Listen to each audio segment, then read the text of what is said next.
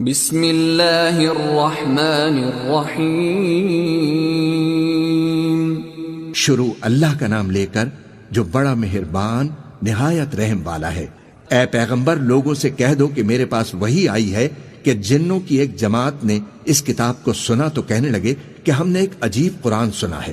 جو بھلائی کا رستہ بتاتا ہے، سو ہم اس پر ایمان لے آئے اور ہم اپنے پروردگار کے ساتھ کسی کو شریک نہیں بنائیں گے۔ اور یہ کہ ہمارے پروردگار کی شان بہت بلند ہے، وہ نہ بیوی رکھتا ہے اور نہ اولاد، اور یہ کہ ہم میں سے کوئی بے وقوف اللہ کے بارے میں جھوٹ گھڑتا ہے، اور ہمارا یہ خیال تھا کہ انسان اور جن اللہ کی نسبت جھوٹ نہیں بولیں گے، اور یہ کہ بعض بنی آدم بعض جنات کی پناہ لیا کرتے تھے تو اس سے ان کی سرکشی اور بڑھ گئی تھی، اور یہ کہ ان کا بھی یہی اعتقاد تھا جس طرح تمہارا تھا کہ اللہ کسی کو نہیں زندہ کرے گا، اور یہ کہ ہم نے آسمان کو ٹٹولا تو اس کو مضبوط چوکیداروں اور انگاروں سے بھرا ہوا پایا، اور یہ کہ پہلے ہم وہاں بہت سے مقامات پر فرشتوں کی باتیں سننے کے لیے بیٹھا کرتے تھے، اب کوئی سننا چاہے تو اپنے لیے انگارہ تیار پاتا ہے، اور یہ کہ ہمیں معلوم نہیں کہ اس سے اہل زمین کے ساتھ برائی مقصود ہے یا ان کے پروردگار نے ان کی بھلائی کا ارادہ فرمایا ہے، اور یہ کہ ہم میں بعض نیک ہیں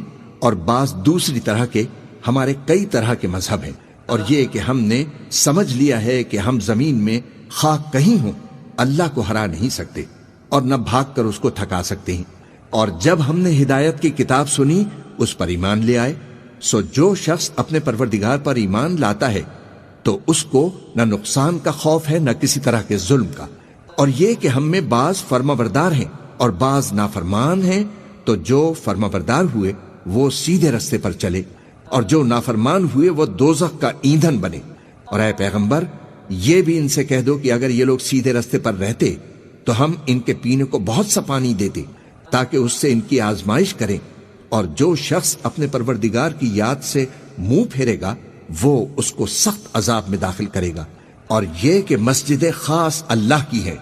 تو اللہ کے ساتھ کسی اور کی عبادت نہ کرو، اور جب اللہ کے بندے یعنی یہ پیغمبر اس کی عبادت کو کھڑے ہوئے تو کافر ان کے گرد ہجوم کر لینے کو تھے۔ اے نبی، کہہ دو کہ میں تو اپنے پروردگار ہی کی عبادت کرتا ہوں اور کسی کو اس کا شریک نہیں بناتا۔ یہ بھی کہہ دو کہ میں تمہارے لیے نہ کسی نقصان کا اور نہ کسی نفع کا کچھ اختیار رکھتا ہوں۔ یہ بھی کہہ دو کہ اللہ کے عذاب سے مجھے کوئی پناہ نہیں دے سکتا اور میں اس کے سوا کوئی جائے پناہ نہیں پاؤں گا، ہاں اللہ کی طرف سے احکام کا اور اس کے پیغاموں کا پہنچا دینا ہی میرے ذمے ہے، اور جو شخص اللہ اور اس کے پیغمبر کی نافرمانی کرے گا تو ایسوں کے لیے جہنم کی آگ ہے، وہ ہمیشہ ہمیشہ اس میں رہیں گے،